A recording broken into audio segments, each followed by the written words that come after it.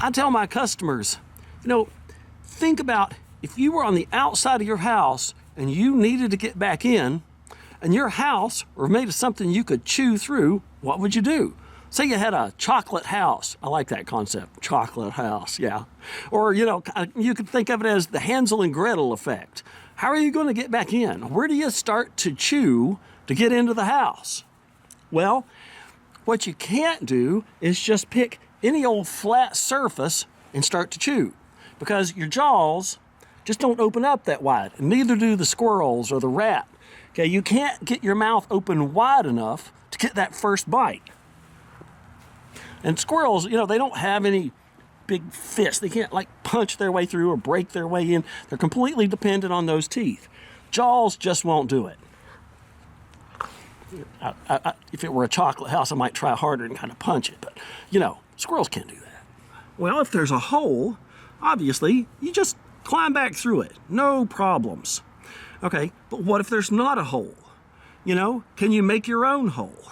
Well, some species can and some species can't. And if you understand the ins and the outs of how they get in, you can keep them out. Okay, so opossums, skunks, raccoons, they all have canine teeth. They are made for grabbing onto things, and they can, think about a dog and a pull toy. They're going to grab and rip, okay? Rodents aren't like that. Rodents have up front a set of ever-growing, perpetually growing incisors. And as long as that rodent is alive, and this covers all rodents, it's the definition of a rodent, everything from mice up to beavers, those teeth are always growing, and they can chew on things and gnaw at them. Think about a beaver in a tree. That's what the beaver is using to cut down that tree. Mice have the same thing. And if you can understand the ins and outs of how a rodent uses those teeth, you can keep them out.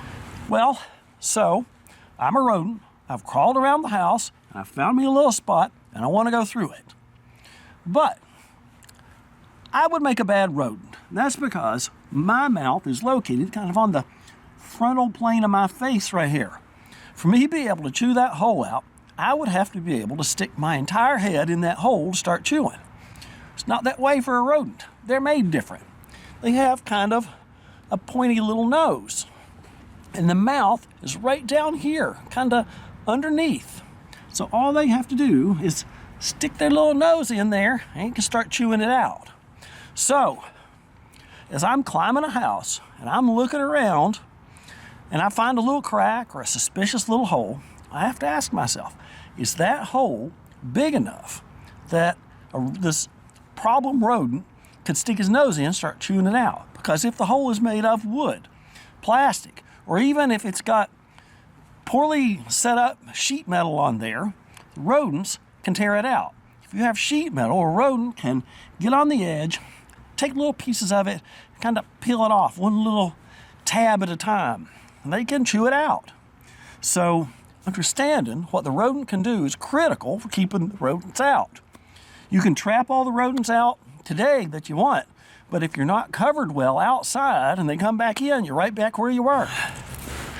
Well, it's about lunchtime, so me and my little rodent buddy, we're gonna eat some wall here, and we'll see you guys later. Hope you enjoyed it. This is Pat, the Wildlife Guy, the Wildlife Company. Come back and see us again.